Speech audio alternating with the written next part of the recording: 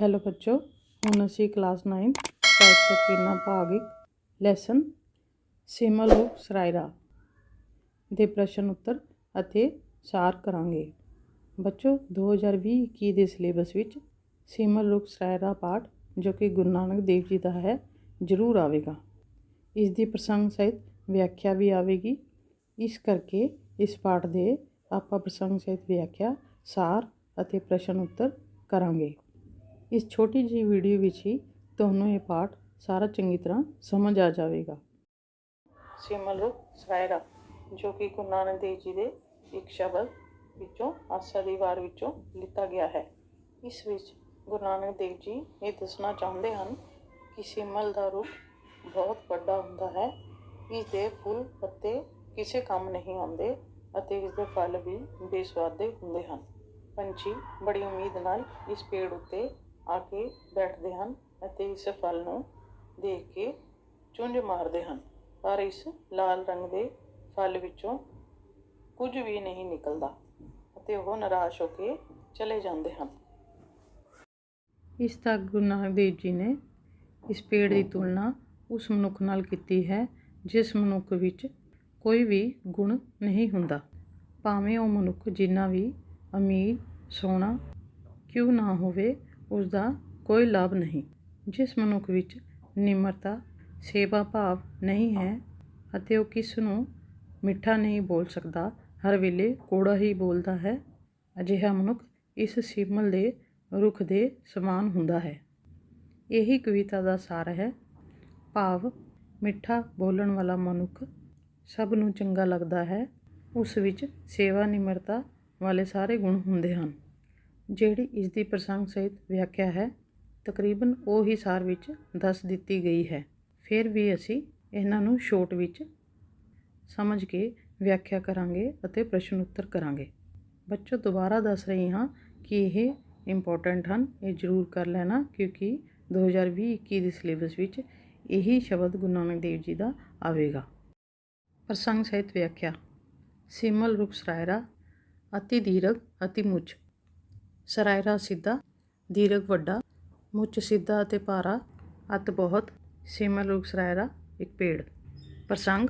ਇਹ ਕਾਵਿ ਸਤਰਾਂ ਸਾਡੀ ਪੰਜਾਬੀ ਦੀ ਪਾਠ ਪੁਸਤਕ ਸਾਹਿਤਕ ਕਿਰਨਾ ਭਾਗ 1 ਵਿੱਚੋਂ ਲਈਆਂ ਗਈਆਂ ਹਨ।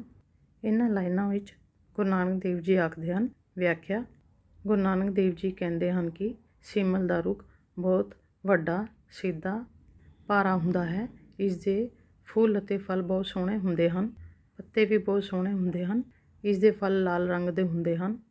ਸੋਹਣਾ ਭਾਰੀ ਦੇਖ ਕੇ ਪੰਛੀ ਇਸ ਦੇ ਉੱਤੇ ਆ ਕੇ ਬੈਠਦੇ ਹਨ ਅਤੇ ਜਦੋਂ ਇਸ ਦੇ ਫਲ ਨੂੰ ਖਾਂਦੇ ਹਨ, ਭਾਵ ਚੁੰਝ ਮਾਰਦੇ ਹਨ, ਤਾਂ ਇਸ ਫਲ ਵਿੱਚੋਂ ਚਿੱਟੀ ਰੂਈ ਤੋਂ ਸਿਵਾ ਕੁਝ ਵੀ ਨਹੀਂ ਨਿਕਲਦਾ। ਇਸ ਦੇ ਫੁੱਲ ਅਤੇ ਫਲ ਬਕਬਕੇ ਹੁੰਦੇ ਹਨ। ਇਸ ਨੂੰ ਬੇਸੁਆਦਾ ਪਾ ਕੇ ਪੰਛੀ ਨਿਰਾਸ਼ ਹੋ ਜਾਂਦੇ ਹਨ ਅਤੇ ਉਹ ਉੜ ਜਾਂਦੇ ਹਨ। ਫੁੱਲ ਫੀਕੇ ਬਕਬਕੇ ਕੰਮ ਨਾ ਆਵੇ ਪਤ, ਭਾਵ ਇਸ ਦਾ ਫੁੱਲ ਫਲ ਪੱਤੇ ਕੁਝ ਵੀ ਕੰਮ ਨਹੀਂ ਆਉਂਦੇ। ਹੁਣ ਕਵਿਤਾ ਦਾ ਦੂਜਾ ਪੈਰਾ ਹੈ। ਮਿੱਠਤ ਨੀਵੀਂ ਨਾਨਕਾ ਗੁਣ ਚੰਗਿਆਈਆਂ ਤਤ। ਇਸ ਬਾਣੀ ਦੀਆਂ ਅਗਲੀਆਂ ਲਾਈਨਾਂ ਹਨ। ਸਭ ਕੋ ਨੀਵੇਂ ਆਪ ਕੋ ਪਰ ਕੋ ਨੀਵੇਂ ਨਾ ਕੋਏ, ਧਰ ਤਰਾਜੂ ਤੋਲੀਏ ਨੀਵੇਂ ਸੋ ਗੁਰਾ ਹੋਏ, ਅਪਰਾਧੀ ਧੁਨਾ ਨੀਵੇਂ ਜੋ ਹੰਤਾ ਮਿਰ ਗਏ। ਇਹ ਲਾਈਨਾਂ ਤੁਸੀਂ ਕਿਤਾਬ ਵਿੱਚੋਂ ਵੇਖ ਲੈਣਾ। ਪ੍ਰਸੰਗ ਅਸੀਂ ਪਹਿਲੇ ਦੀ ਤਰ੍ਹਾਂ ਹੀ ਕਰਾਂਗੇ। ਵਿਆਖਿਆ। ਗੁਰੂ ਨਾਨਕ ਦੇਵ ਜੀ ਇਸ ਬਾਣੀ ਵਿੱਚ ਲਿਖਦੇ ਹਨ, ਮਿੱਠਤ ਨੀਵੀਂ ਨਾਨਕਾ ਗੁਣ ਚੰਗਿਆਈਆਂ ਤਤ। ਮਿੱਠਾ ਬੋਲਣਾ ਹੀ ਮਨੁੱਖ ਦਾ ਸਭ ਤੋਂ ਵੱਡਾ ਗੁਣ ਹੈ। ਆਪਣੇ ਲਈ ਹਰ ਇਨਸਾਨ ਝੁਕਦਾ ਹੈ, ਪਰ ਦੂਸਰੇ ਦੀ ਭਲਾਈ ਵਾਸਤੇ ਕੋਈ ਨਹੀਂ ਝੁਕਦਾ। ਭਾਵ ਕੋਈ ਪੈਸੇ ਵਾਸਤੇ ਕਿਸੇ ਦੇ ਅੱਗੇ ਝੁਕਦਾ ਹੈ, ਕੋਈ ਕੰਮ ਲਈ ਝੁਕਦਾ ਹੈ, ਭਾਵ ਆਪਣੀ ਗਰਜ ਲਈ, ਆਪਣੇ ਸਵਾਰਥ ਲਈ ਹਰ ਕੋਈ ਝੁਕਦਾ ਹੈ, ਕਿਸੇ ਦੂਸਰੇ ਲਈ ਕੋਈ ਨਹੀਂ ਝੁਕਦਾ। ਜੇ ਅਸੀਂ ਇਸ ਨੂੰ ਤਰਾਜੂ ਭਾਵ ਤਕੜੀ ਵਿੱਚ ਤੋਲ ਕੇ ਦੇਖੀਏ, ਜਿਸ ਪਲੜੇ ਵਿੱਚ ਸਮਾਨ ਜ਼ਿਆਦਾ ਹੁੰਦਾ ਹੈ ਉਹ ਝੁਕ ਜਾਂਦਾ ਹੈ। ਨੀਵੇਂ ਸਗੌਰਾ ਹੋਏ, ਗੌਰਾ ਭਾਰਾ, ਭਾਵ ਜਿਹੜਾ ਪਲੜਾ ਭਾਰੀ ਹੁੰਦਾ ਹੈ ਉਹ ਝੁਕ ਜਾਂਦਾ ਹੈ। ਜਿਸ ਪੇੜ 'ਤੇ ਫਲ ਲੱਗੇ ਹੁੰਦੇ ਹਨ ਉਹ ਝੁਕ ਜਾਂਦਾ ਹੈ। ਇਸੇ ਤਰ੍ਹਾਂ ਜਿਸ ਮਨੁੱਖ ਵਿੱਚ ਗੁਣ ਹੁੰਦੇ ਹਨ ਉਹ ਬੰਦਾ ਹਮੇਸ਼ਾ ਮਿਠਾਸ ਨਿਮਰਤਾ, ਸੇਵਾ ਭਾਵਨਾ ਵਿੱਚ ਰਹਿੰਦਾ ਹੈ। ਪਰ ਜੇ ਉਸਨੂੰ ਹੰਕਾਰ ਆ ਜਾਂਦਾ ਹੈ ਤਾਂ ਇਹ ਸਾਰੇ ਗੁਣ ਉਸ ਤੋਂ ਖਤਮ ਹੋ ਜਾਂਦੇ ਹਨ, ਭਾਵ ਉਸ ਵਿੱਚੋਂ ਨਿਕਲ ਜਾਂਦੇ ਹਨ। ਇਸੇ ਤਰ੍ਹਾਂ ਇਸ ਦੀ ਤੁਲਨਾ ਉਸ ਪੇੜ ਨਾਲ ਕੀਤੀ ਗਈ ਹੈ। ਅਗਲੀਆਂ ਲਾਈਨਾਂ ਵਿੱਚ ਗੁਰੂ ਨਾਨਕ ਦੇਵ ਜੀ ਕਹਿੰਦੇ ਹਨ, ਅਪਰਾਧੀ ਦੁਨਾ ਨੀਵੇਂ ਜੋ ਹੰਤਾ ਮਿਰਗੇ। ਚਾਪਲੂਸ ਜਿਹੜੇ ਖੁਸ਼ਾਮਦ ਕਰਨ ਵਾਲੇ ਲੋਕ ਹੁੰਦੇ ਹਨ, ਉਹ ਕਿਸੇ ਅੱਗੇ ਦੁਗਣਾ ਝੁਕ ਜਾਂਦੇ ਹਨ। ਚਾਪਲੂਸ ਸਾਨੂੰ ਆਪਣੇ ਆਸ-ਪਾਸ ਵੀ ਮਿਲ ਜਾਂਦੇ ਹਨ, ਭਾਵ ਕਿਸੇ ਤੋਂ ਕੰਮ ਕਢਾਉਣ ਵਾਸਤੇ ਉਹ ਦੁਗਣੇ ਨੀਵੇਂ ਹੋ ਜਾਂਦੇ ਹਨ। ਜਿਸ ਤਰ੍ਹਾਂ ਸ਼ਿਕਾਰੀ ਸ਼ਿਕਾਰ ਕਰਨ ਵਾਸਤੇ ਜ਼ਮੀਨ 'ਤੇ ਲੇਟ ਕੇ ਸ਼ਿਕਾਰ ਕਰਦਾ ਹੈ, ਪਰ ਉਹ ਨਿਮਨ ਨਹੀਂ ਹੈ, ਉਸ ਵਿੱਚ ਕੋਈ ਮਿਠਾਸ ਨਹੀਂ ਹੈ, ਕੋਈ ਗੁਣ ਨਹੀਂ ਹੈ। ਉਹ ਲੇਟ ਕੇ ਕਿਸੇ ਦਾ ਕਤਲ ਕਰ ਰਿਹਾ ਹੈ, ਇਸ ਲਈ ਇਹ ਚੰਗਾ ਨਹੀਂ ਹੈ। ਇਸ ਲਈ ਗੁਰੂ ਨਾਨਕ ਦੇਵ ਜੀ ਕਹਿੰਦੇ ਹਨ, ਝੁਕਣਾ ਤਾਂ ਹੈ ਪਰ ਅਜਿਹਾ ਨਹੀਂ ਝੁਕਣਾ ਜਿਵੇਂ ਕਿ ਸ਼ਿਕਾਰੀ ਸ਼ਿਕਾਰ ਵਾਸਤੇ ਝੁਕਦਾ ਹੈ, ਭਾਵ ਉਹ ਕਿਸੇ ਦਾ ਕਤਲ ਕਰ ਰਿਹਾ ਹੈ। ਝੁਕਣਾ, ਪਿਆਰ ਨਿਮਰਤਾ ਵਿੱਚ ਝੁਕਣਾ, ਇਹ ਚੰਗਾ ਗੁਣ ਹੁੰਦਾ ਹੈ। ਸੀਸ ਨਵਾਈਏ ਕਿਆ ਕੀਏ, ਜਾਰੀ ਦੇ ਕਸੂਦੇ ਜਾਏ। ਗੁਰੂ ਨਾਨਕ ਸਾਹਿਬ ਕਹਿੰਦੇ ਹਨ, ਜੇ ਮਨ ਦੇ ਵਿੱਚ ਖੋਟ ਹੈ, ਅਜਿਹੇ ਝੁਕਣ ਦਾ ਕੋਈ ਫਾਇਦਾ ਨਹੀਂ ਹੁੰਦਾ। ਬੱਚੋ, ਇਹ ਸਨ ਗੁਰੂ ਨਾਨਕ ਦੇਵ ਜੀ ਦੇ ਸ਼ਬਦ ਆਸਾਂ ਦੀ ਵਾਰ ਵਿੱਚੋਂ ਲੈ ਕੇ ਸਨ। ਹੁਣ ਅਸੀਂ ਇਸ ਦੇ ਪ੍ਰਸ਼ਨ ਉੱਤਰ ਕਰਾਂਗੇ। ਪ੍ਰਸ਼ਨ ਉੱਤਰ। ਪ੍ਰਸ਼ਨ 1, ਇਹ ਸ਼ਬਦ ਉੱਤਰ ਆਸਾਂ ਦੀ ਵਾਰ ਵਿੱਚੋਂ ਲਿਆ ਗਿਆ ਹੈ। ਪ੍ਰਸ਼ਨ 2, ਸੀਮਲ ਦਾ ਰੁੱਖ ਕਿਹੋ ਜਿਹਾ ਹੁੰਦਾ ਹੈ। ਉੱਤਰ, ਸੀਮਲ ਦਾ ਰੁੱਖ ਬਹੁਤ ਭਾਰਾ, ਉੱਚਾ ਅਤੇ ਲਾਲ ਫੁੱਲਾਂ ਵਾਲਾ ਹੁੰਦਾ ਹੈ, ਪਰੰਤੂ ਇਸ ਵਿੱਚ ਕੋਈ ਗੁਣ ਨਹੀਂ ਹੁੰਦੇ। ਉਸਦੇ ਫੁੱਲ ਫਿੱਕੇ ਅਤੇ ਫਲ ਬੱਕ-ਬੱਕੇ, ਭਾਵ ਬੇਕਾਰ ਹੁੰਦੇ ਹਨ। ਉਹਨਾਂ ਵਿੱਚ ਕੋਈ ਰਸ ਨਹੀਂ ਹੁੰਦਾ। ਇਸ ਪੇੜ ਦੀ ਕੋਈ ਛਾਂ ਨਹੀਂ ਹੁੰਦੀ, ਇਸ ਕਰਕੇ ਇਹ ਪੰਛੀਆਂ ਲਈ ਬੇਕਾਰ ਹਨ ਅਤੇ ਉਹ ਨਿਰਾਸ਼ ਹੋ ਕੇ ਉੱਡ ਜਾਂਦੇ ਹਨ। ਪ੍ਰਸ਼ਨ 3, ਮਨੁੱਖ ਲਈ ਸਭ ਤੋਂ ਚੰਗਾ ਗੁਣ ਕਿਹੜਾ ਹੈ। ਉੱਤਰ, ਮਿੱਠਤ ਨਿਵੀ ਨਾਨਕਾ। ਗੁਣ ਚੰਗਿਆਈਆਂ ਤਤ। ਮਿਠਾਸ ਅਤੇ ਨਿਮਰਤਾ ਸਾਰੇ ਗੁਣਾਂ ਦਾ ਸਾਰ ਹੈ। ਇਹ ਸਭ ਤੋਂ ਚੰਗਾ ਗੁਣ ਹੈ। ਇਹ ਇਸ ਪ੍ਰਸ਼ਨ ਦਾ ਉੱਤਰ ਹੈ। ਪ੍ਰਸ਼ਨ 4, ਨਿਵ ਕੇ ਰਹਿਣ ਤੋਂ ਕੀ ਭਾਵ ਹੈ। ਉੱਤਰ, ਨਿਵ ਕੇ ਰਹਿਣ ਤੋਂ ਭਾਵ ਆਪਣੇ ਸਵਾਰਥ ਅਤੇ ਹੰਕਾਰ ਨੂੰ ਮਾਰ ਕੇ ਜੀਣਾ, ਭਾਵ ਮਿਠਾਸ ਸਹਿਤ ਜੀਣਾ। ਪ੍ਰਸ਼ਨ 5, ਸ਼ਿਕਾਰੀ ਕਿਸ ਤਰ੍ਹਾਂ ਸ਼ਿਕਾਰ ਕਰਦਾ ਹੈ। ਉੱਤਰ, ਸ਼ਿਕਾਰੀ ਹਿਰਨ ਦਾ ਸ਼ਿਕਾਰ ਕਰਨ ਲਈ ਧਰਤੀ ਉੱਤੇ ਲੇਟ ਕੇ ਸ਼ਿਕਾਰ ਕਰਦਾ ਹੈ। ਨੈਕਸਟ ਪ੍ਰਸ਼ਨ ਦੇ ਉੱਤਰ ਹਨ। 3 ਸਤਰਾਂ ਹਨ। ਮਿੱਠਤ ਨਿਵੀ ਨਾਨਕਾ, ਗੁਣ ਚੰਗਿਆਈਆਂ ਤਤ। ਅਗਲੀਆਂ ਲਾਈਨਾਂ ਕਿਤਾਬ ਵਿੱਚੋਂ ਦੇਖ ਲੈਣਾ। ਇਸ ਦਾ ਆਨਸਰ ਹੈ, ਮਿਠਾਸ ਅਤੇ ਨਿਮਰਤਾ ਸਾਰੇ ਗੁਣਾਂ ਦਾ ਤੱਤ ਹੈ। ਹਰ ਕੋਈ ਆਪਣੇ ਕੰਮ ਲਈ, ਆਪਣੀ ਗਰਜ ਲਈ ਝੁਕਦਾ ਹੈ, ਦੂਸਰੇ ਵਾਸਤੇ ਕੋਈ ਨਹੀਂ ਝੁਕਦਾ। ਦੂਸਰੇ ਦੀ ਭਲਾਈ ਕੋਈ ਨਹੀਂ ਕਰਨਾ ਚਾਹੁੰਦਾ। ਨਿਵ ਕੇ ਰਹਿਣ ਨੂੰ ਗੁਰੂ ਨਾਨਕ ਦੇਵ ਜੀ ਨੇ ਕੀ ਕਿਹਾ ਹੈ। ਨਿਵ ਕੇ ਰਹਿਣ ਨੂੰ ਗੁਰੂ ਨਾਨਕ ਦੇਵ ਜੀ ਨੇ ਸਾਰੇ ਗੁਣਾਂ ਦਾ ਸਾਰ ਕਿਹਾ ਹੈ। ਉਪਰੋਕਤ ਸ਼ਬਦ ਕਿਹੜੀ ਬਾਣੀ ਵਿੱਚੋਂ ਹਨ। ਉੱਤਰ, ਉਪਰੋਕਤ ਸ਼ਬਦ ਆਸਾਂ ਦੀ ਵਾਰ ਵਿੱਚੋਂ ਹਨ। ਹੈਲੋ ਬੱਚੋ, ਹੁਣ ਅਸੀਂ ਕਲਾਸ 9 ਸਾਹਿਤਕ ਕਿਰਨਾਂ ਭਾਗ 1 ਕਵਿਤਾ ਦਾ ਨਾਮ ਹੈ ਨਿਰਧਨ, ਜੋ ਕਿ ਨੰਦ ਲਾਲ ਪੁਰੀ ਦੀ ਲਿਖੀ ਹੋਈ ਕਵਿਤਾ ਹੈ। ਪ੍ਰਸ਼ਨ ਨੰਬਰ 1, ਇਸ ਕਵਿਤਾ ਦਾ ਕੇਂਦਰੀ ਭਾਵ ਕੀ ਹੈ। ਇਸ ਕਵਿਤਾ ਦਾ ਕੇਂਦਰੀ ਭਾਵ ਇਹ ਹੈ ਕਿ ਇਸ ਦੁਨੀਆ ਵਿੱਚ ਸਭ ਤੋਂ ਸ਼ਕਤੀਸ਼ਾਲੀ ਪਰਮਾਤਮਾ ਹੀ ਹੈ। ਉਸੇ ਦੀ ਤਾਕਤ ਨਾਲ ਇਹ ਸੰਸਾਰ ਚੱਲ ਰਿਹਾ ਹੈ। ਪਰਮਾਤਮਾ ਇੱਕ ਪਲ ਵਿੱਚ ਅਮੀਰ ਨੂੰ ਗਰੀਬ ਅਤੇ ਗਰੀਬ ਨੂੰ ਅਮੀਰ ਬਣਾ ਸਕਦਾ ਹੈ। ਉਹ ਪਲ ਦੇ ਵਿੱਚ ਹੀ ਇਸ ਧਰਤੀ ਨੂੰ ਜਲ ਥਲ ਕਰ ਸਕਦਾ ਹੈ। ਹਰ ਇਨਸਾਨ ਦੇ ਵਿੱਚ ਪਰਮਾਤਮਾ ਦਾ ਵਾਸ ਹੁੰਦਾ ਹੈ ਅਤੇ ਇੱਕ ਗਰੀਬ ਭਾਵ ਨਿਰਧਨ ਆਦਮੀ ਦੇ ਵਿੱਚ ਵੀ ਉਸ ਪਰਮਾਤਮਾ ਦਾ ਹੀ ਵਾਸ ਹੈ। ਇਸ ਲਈ ਸਾਨੂੰ ਉਸ ਪਰਮਾਤਮਾ ਤੋਂ ਡਰ ਕੇ ਚੱਲਣਾ ਚਾਹੀਦਾ ਹੈ ਅਤੇ ਕਿਸੇ ਨਿਰਧਨ ਮਤਲਬ ਕਿ ਗਰੀਬ ਦਾ ਦਿਲ ਨਹੀਂ ਦੁਖਾਉਣਾ ਚਾਹੀਦਾ। ਅਤੇ ਇਸ ਕਵਿਤਾ ਵਿੱਚ ਲੇਖਕ ਇਹ ਵੀ ਦੱਸਦਾ ਹੈ ਕਿ ਹਰ ਇਨਸਾਨ ਨੂੰ ਆਪਣੀ ਸਮਰੱਥਾ ਦੇ ਅਨੁਸਾਰ ਕਿਸੇ ਗਰੀਬ ਦੀ ਮਦਦ ਜਾਂ ਜ਼ਰੂਰਤਮੰਦ ਦੀ ਮਦਦ ਜ਼ਰੂਰ ਕਰਨੀ ਚਾਹੀਦੀ ਹੈ। ਪ੍ਰਸ਼ਨ 2, ਮਨੁੱਖ ਨੂੰ ਦੁਨੀਆ ਵਿੱਚ ਕਿਸ ਗੱਲ ਤੋਂ ਸੁਚੇਤ ਹੋ ਕੇ ਚੱਲਣਾ ਚਾਹੀਦਾ ਹੈ। ਉੱਤਰ, ਮਨੁੱਖ ਨੂੰ ਦੁਨੀਆ ਵਿੱਚ ਬਹੁਤ ਹੀ ਸੋਚ ਸਮਝ ਕੇ ਚੱਲਣਾ ਚਾਹੀਦਾ ਹੈ। ਉਸਨੂੰ ਕਿਸੇ ਗਰੀਬ ਦਾ ਜਾਂ ਕਿਸੇ ਦਾ ਵੀ ਦਿਲ ਨਹੀਂ ਦੁਖਾਉਣਾ ਚਾਹੀਦਾ। ਜਿੰਨਾ ਸੰਭਵ ਹੋ ਸਕੇ ਉਸਨੂੰ ਕਿਸੇ ਗਰੀਬ ਦੀ ਮਦਦ ਕਰਨੀ ਚਾਹੀਦੀ ਹੈ। ਇਸ ਵਿੱਚ ਅਸੀਂ ਪਹਿਲੇ ਪ੍ਰਸ਼ਨ ਦੀਆਂ ਲਾਈਨਾਂ ਵੀ ਐਡ ਕਰ ਸਕਦੇ ਹਾਂ। ਪ੍ਰਸ਼ਨ 3, ਥੱਕੇ ਹਾਰੇ ਹੁਲੀਆ ਨੂੰ ਪਰਮਾਤਮਾ ਕੀ ਬਣਾ ਸਕਦਾ ਹੈ?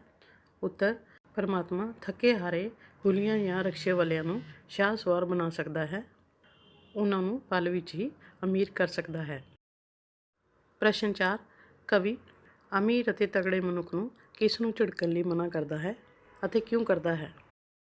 ਉੱਤਰ, ਅਮੀਰ ਆਦਮੀ ਕਿਸੇ ਗਰੀਬ ਬੱਚੇ ਨੂੰ ਝਿੜਕ ਰਿਹਾ ਹੈ ਤੇ ਕਵੀ ਉਸ ਨੂੰ ਗਰੀਬ ਬੱਚੇ ਨੂੰ ਝਿੜਕਣ ਲਈ ਮਨਾ ਕਰਦਾ ਹੈ।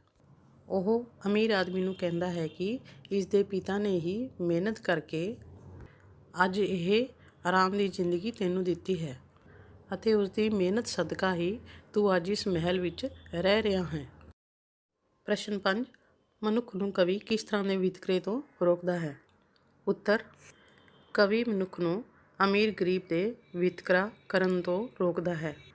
ਅਮੀਰ ਆਦਮੀ ਦੀ ਚਾਪਲੂਸੀ ਕਰਨਾ ਅਤੇ ਗਰੀਬ ਬੰਦੇ ਨੂੰ ਝਿੜਕਣਾ ਅਤੇ ਉਸ ਦੀ ਨਿੰਦਾ ਕਰਨਾ ਬਹੁਤ ਗਲਤ ਹੈ। ਗਰੀਬ ਬੰਦੇ ਦਾ ਵੀ ਅਮੀਰ ਆਦਮੀ ਜਿਵੇਂ ਹੀ ਸਨਮਾਨ ਕਰਨਾ ਚਾਹੀਦਾ ਹੈ। ਸਾਨੂੰ ਉਸ ਤੋਂ ਵਿਤਕਰਾ ਨਹੀਂ ਕਰਨਾ ਚਾਹੀਦਾ। ਭਾਵ ਦੋਨਾਂ ਨਾਲ ਇੱਕੋ ਜਿਹਾ ਹੀ ਵਿਵਹਾਰ ਹੋਣਾ ਚਾਹੀਦਾ ਹੈ। ਪ੍ਰਸ਼ਨ 6, ਗੀਤ ਅਨੁਸਾਰ ਮਨੁੱਖ ਨੂੰ ਜੀਵਨ ਦਾ ਕੀ ਸੰਦੇਸ਼ ਦਿੱਤਾ ਗਿਆ ਹੈ? ਉੱਤਰ, ਕਵੀ ਇਸ ਕਵਿਤਾ ਵਿੱਚ ਕਹਿੰਦਾ ਹੈ ਕਿ ਜੇ ਅਸੀਂ ਪਰਮਾਤਮਾ ਨੂੰ ਪਾਉਣਾ ਹੈ ਤਾਂ ਸਾਨੂੰ ਅਮੀਰ ਗਰੀਬ ਦੇ ਭੇਦਭਾਵ ਨੂੰ ਖਤਮ ਕਰਨਾ ਚਾਹੀਦਾ ਹੈ। ਦੋਵੇਂ ਹੀ ਪਰਮਾਤਮਾ ਦੀ ਸੰਤਾਨ ਹਨ ਅਤੇ ਜਿੰਨਾ ਹੋ ਸਕੇ ਗਰੀਬਾਂ ਦੀ ਮਦਦ ਕਰਨੀ ਚਾਹੀਦੀ ਹੈ। ਹੁਣ ਅਸੀਂ 44 ਨੰਬਰ ਪੇਜ 'ਤੇ ਠੀਕ ਗਲਤ ਕਰਾਂਗੇ। ਪਹਿਲਾ ਦੂਸਰਾ ਠੀਕ ਹੈ, ਤੀਸਰਾ ਚੌਥਾ ਗਲਤ ਹੈ ਅਤੇ ਪੰਜਵਾਂ ਠੀਕ ਹੈ। ਪਰਮਾਤਮਾ ਰਕਸ਼ੇ ਕੁਲੀਆਂ ਨੂੰ ਵੀ ਅਮੀਰ ਬਣਾ ਸਕਦਾ ਹੈ, ਇਸ ਲਈ ਪੰਜਵਾਂ ਠੀਕ ਹੈ। ਖਾਲੀ ਥਾਵਾਂ ਭਰੋ। ਬੰਦੇ ਨੂੰ ਡੈਸ਼ ਖੂਨ ਪਸੀਨੇ ਦੀ ਕਮਾਈ ਕਰਨ ਵਾਲਿਆਂ ਦਾ ਸ਼ੋਸ਼ਣ ਨਾ ਕਰਨ ਲਈ ਕਿਹਾ ਗਿਆ ਹੈ। ਡੈਸ਼ ਵਿੱਚ ਹੈ ਖੂਨ ਪਸੀਨੇ ਦੀ ਕਮਾਈ। ਸਰੀਰ ਨੇ ਆਖਿਰਕਾਰ ਡੈਸ਼ ਵਿੱਚ ਮਿਲ ਜਾਣਾ ਹੈ। ਖਾਲੀ ਥਾਂ 'ਤੇ ਮਿੱਟੀ ਵਿੱਚ ਮਿਲ ਜਾਣਾ ਹੈ। ਨੰਬਰ 5, ਗੀਤ ਵਿੱਚ ਬੰਦੇ ਨੂੰ ਡੈਸ਼ ਦਾ ਡਰ ਦਿਖਾ ਕੇ ਚੰਗੇ ਕੰਮ ਕਰਨ ਲਈ ਸਮਝਾਇਆ ਗਿਆ ਹੈ। ਖਾਲੀ ਥਾਂ 'ਤੇ ਮੌਤ ਦਾ ਡਰ ਦਿਖਾ ਕੇ ਚੰਗੇ ਕੰਮ ਕਰਨ ਲਈ ਕਿਹਾ ਗਿਆ ਹੈ। ਵਿਰੋਧੀ ਸ਼ਬਦ ਨਿਰਧਨ ਧਨਵਾਨ ਜਾਂ ਅਮੀਰ, ਉੱਜੜਨਾ ਵਸਣਾ, ਮਾੜਾ ਚੰਗਾ, ਹੌਲਾ ਭਾਰਾ। ਕਲਾਸ 9ਵੀਂ। ਕਵਿਤਾ ਹੈ ਫਰੀਦਾ ਜੇ ਤੂੰ ਅਕਲ ਲਤੀਫ, ਜੋ ਕਿ ਬਾਬਾ ਸ਼ੇਖ ਫਰੀਦ ਜੀ ਦੀ ਲਿਖੀ ਹੋਈ ਹੈ। ਇਸ ਵਿੱਚ ਉਹ ਕਹਿੰਦੇ ਹਨ ਕਿ ਫਰੀਦਾ ਜੇ ਤੂੰ ਅਕਲ ਲਤੀਫ, ਭਾਵ ਜੇ ਤੈਨੂੰ ਅਕਲ ਹੈ ਤਾਂ। ਹੁਣ ਅਸੀਂ ਇਸ 'ਤੇ ਪ੍ਰਸ਼ਨ ਉੱਤਰ ਕਰਾਂਗੇ। ਇਸ ਵਿੱਚ ਸ਼ੇਖ ਫਰੀਦ ਜੀ ਨੇ ਦੱਸਿਆ ਹੈ ਕਿ ਇਨਸਾਨ ਦਾ ਜੀਵਨ ਬਹੁਤ ਹੀ ਕੀਮਤੀ ਹੈ। ਇਸ ਨੂੰ ਵਿਅਰਥ ਹੀ ਗਵਾਉਣਾ ਨਹੀਂ ਚਾਹੀਦਾ ਅਤੇ ਵੱਧ ਤੋਂ ਵੱਧ ਪਰਮਾਤਮਾ ਦਾ ਨਾਮ ਲੈ ਕੇ ਇਸ ਨੂੰ ਸਫਲ ਕਰਨਾ ਚਾਹੀਦਾ ਹੈ। ਇਨਸਾਨ ਦੇ ਜੀਵਨ ਦਾ ਇਹੀ ਉਦੇਸ਼ ਹੈ। ਪ੍ਰਸ਼ਨ ਨੰਬਰ 1, ਮਨੁੱਖ ਨੂੰ ਆਪਣੇ ਲੇਖ ਕਿਹੋ ਜਿਹੇ ਨਹੀਂ ਬਣਾਉਣੇ ਚਾਹੀਦੇ? ਉੱਤਰ, ਮਨੁੱਖ ਨੂੰ ਮਾੜੇ ਲੇਖ ਨਹੀਂ ਬਣਾਉਣੇ ਚਾਹੀਦੇ। ਪ੍ਰਸ਼ਨ 2, ਕਿਹੜਾ ਸਮਾਂ ਨਜ਼ਦੀਕ ਆ ਗਿਆ ਹੈ? ਉੱਤਰ, ਮੌਤ ਦਾ ਸਮਾਂ ਨਜ਼ਦੀਕ ਆ ਗਿਆ ਹੈ। ਪ੍ਰਸ਼ਨ 3, ਬੁਢਾਪੇ ਦੀਆਂ ਕੀ ਨਿਸ਼ਾਨੀਆਂ ਹਨ? ਉੱਤਰ, ਬੁਢਾਪੇ ਵਿੱਚ ਸਰੀਰ ਕਮਜ਼ੋਰ ਹੋ ਜਾਂਦਾ ਹੈ ਅਤੇ ਵਾਲ ਚਿੱਟੇ ਹੋ ਜਾਂਦੇ ਹਨ ਅਤੇ ਬੁਢਾਪੇ ਵਿੱਚ ਪਰਮਾਤਮਾ ਦਾ ਨਾਮ ਵੀ ਲੈਣਾ ਔਖਾ ਹੋ ਜਾਂਦਾ ਹੈ। ਪ੍ਰਸ਼ਨ 4, ਮਨੁੱਖ ਕਿਸ ਨੂੰ ਲੱਭਦਾ ਫਿਰਦਾ ਹੈ? ਉੱਤਰ, ਮਨੁੱਖ ਰੱਬ ਨੂੰ ਲੱਭਦਾ ਫਿਰਦਾ ਹੈ। ਪ੍ਰਸ਼ਨ 5, ਰੱਬ ਕਿੱਥੇ ਵਸਦਾ ਹੈ? ਉੱਤਰ, ਰੱਬ ਇਨਸਾਨ ਦੇ ਹਿਰਦੇ ਭਾਵ ਅੰਦਰ ਵਸਦਾ ਹੈ। ਨੰਬਰ 6, ਵਿਰਹਾ ਤੋਂ ਕੀ ਭਾਵ ਹੈ? ਉੱਤਰ, ਵਿਰਹਾ ਤੋਂ ਭਾਵ ਹੈ ਰੱਬ ਤੋਂ ਵਿਛੋੜੇ ਦੀ ਤੜਪ। ਵਿਛੋੜੇ ਵਾਵੇ ਨੂੰ ਸਿਆਰੀ, ਛੱਛਾ ਉੱਪਰ ਹੋੜਾ, ੜਾੜਾ ਉੱਪਰ ਲਾਮ, ਵਿਛੋੜੇ ਦੀ ਤੜਪ। ਨੈਕਸਟ ਅਸੀਂ ਇੱਕ ਸ਼ਲੋਕ ਕਰਾਂਗੇ ਅਤੇ ਉਸਦੇ ਪ੍ਰਸ਼ਨ ਉੱਤਰ ਕਰਾਂਗੇ। ਸ਼ਲੋਕ, ਰੁੱਖੀ ਸੁੱਖੀ ਖਾਏ ਕੇ ਠੰਡਾ ਪਾਣੀ ਪੀਓ। ਪਰਾਈ ਚੌਪੜੀ ਦੇਖ ਕੇ ਬਾਕੀ ਤੁਸੀਂ ਕਿਤਾਬ ਵਿੱਚੋਂ ਕਰ ਲੈਣਾ। ਪ੍ਰਸ਼ਨ, ਰੁੱਖੀ ਸੁੱਖੀ ਖਾਣ ਤੋਂ ਕੀ ਭਾਵ ਹੈ? ਸੰਤੋਖੀ ਜੀਵਨ ਬਤੀਤ ਕਰਨਾ, ਭਾਵ ਜੋ ਤੇਰੇ ਕੋਲ ਹੈ ਉਸੇ ਵਿੱਚ ਸਬਰ ਕਰਨਾ। ਸਾਦਾ ਜੀਵਨ ਬਤੀਤ ਕਰਨਾ। ਪਰਾਈ ਝੋਪੜੀ ਦੇਖ ਕੇ ਮਨ ਨੂੰ ਕਿਉਂ ਨਹੀਂ ਤਰਸਾਉਣਾ ਚਾਹੀਦਾ। ਇਸ ਦਾ ਅਰਥ ਹੈ ਕਿ ਸਾਨੂੰ ਕਿਸੇ ਦੀ ਅਮੀਰੀ ਦੇਖ ਕੇ ਆਪਣੇ ਮਨ ਨੂੰ ਤਰਸਾਉਣਾ ਨਹੀਂ ਚਾਹੀਦਾ। ਜੋ ਤੇਰੇ ਕੋਲ ਹੈ ਉਹ ਤੇਰੇ ਭਲੇ ਵਾਸਤੇ ਹੈ। ਇਸ ਦਾ ਕੇਂਦਰੀ ਭਾਵ ਇਹ ਹੈ ਕਿ ਮਨੁੱਖ ਨੂੰ ਸਦਾ ਸਧਾਰਨ, ਸਬਰ ਵਾਲਾ, ਸੰਤੋਖ ਵਾਲਾ ਜੀਵਨ ਬਤੀਤ ਕਰਨਾ ਚਾਹੀਦਾ ਹੈ ਅਤੇ ਕਿਸੇ ਨੂੰ ਦੇਖ ਕੇ ਲਾਲਚੀ ਜਾਂ ਸਵਾਰਥੀ ਨਹੀਂ ਹੋਣਾ ਚਾਹੀਦਾ। ਜੋ ਪਰਮਾਤਮਾ ਨੇ ਦਿੱਤਾ ਹੈ ਉਸੇ ਵਿੱਚ ਹੀ ਸਬਰ ਕਰਨਾ ਚਾਹੀਦਾ ਹੈ। ਪ੍ਰਸੰਗ ਸਹਿਤ ਵਿਆਖਿਆ ਲਈ ਫਰੀਦਾ, ਜੇ ਤੂੰ ਅਕਲ ਲਤੀਫ। ਕਾਲੇ ਲੇਖ ਨਾ ਲਿਖ। ਬੱਚੋ, ਇਹ ਪ੍ਰਸੰਗ ਸਹਿਤ ਵਿਆਖਿਆ ਤਕਰੀਬਨ ਪੇਪਰਾਂ ਵਿੱਚ ਆ ਜਾਂਦੀ ਹੈ। ਇਹ ਕਵਿਤਾ ਦਾ ਪਹਿਲਾ ਸ਼ਲੋਕ ਹੈ। ਹੁਣ ਅਸੀਂ ਪ੍ਰਸੰਗ ਲਿਖਾਂਗੇ। ਇਹ ਕਾਵਿ ਸਤਰਾਂ ਸਾਹਿਤਕ ਕਿਰਨਾਂ ਭਾਗ 1, ਕਵਿਤਾ ਫਰੀਦਾ, ਜੇ ਤੂੰ ਅਕਲ ਲਤੀਫ, ਜਿਸ ਦੇ ਲੇਖਕ ਬਾਬਾ ਫਰੀਦ ਜੀ ਹਨ। ਇਸ ਵਿੱਚ ਬਾਬਾ ਜੀ ਆਖਦੇ ਹਨ। ਵਿਆਖਿਆ। ਇਸ ਵਿੱਚ ਫਰੀਦ ਜੀ ਆਖਦੇ ਹਨ ਕਿ ਜੇ ਤੂੰ ਬਹੁਤ ਅਕਲ ਵਾਲਾ ਹੈ ਤਾਂ ਮਾੜੇ ਕੰਮ ਨਾ ਕਰ ਅਤੇ ਆਪਣੀ ਬੁੱਧੀ ਅਕਲ ਤੋਂ ਕੰਮ ਲੈ ਅਤੇ ਇਸ ਅਕਲ ਨਾਲ ਤੂੰ ਆਪਣੇ ਔਗੁਣਾਂ ਨੂੰ ਦੂਰ ਕਰ। ਹੁਣ ਬੱਚੋ ਸਹੀ ਗਲਤ ਕਰਾਂਗੇ। ਬਿਰਹਾ ਨੂੰ ਸੁਲਤਾਨ ਨਹੀਂ ਕਹੇ ਗਿਆ, ਇਹ ਗਲਤ ਹੈ। ਬਜ਼ੁਰਗ ਅਵਸਥਾ ਵਿੱਚ ਸ਼ੇਖ ਫਰੀਦ ਦੀ ਦੇਹ ਕੰਬਣ ਲੱਗੀ, ਇਹ ਸਹੀ ਹੈ।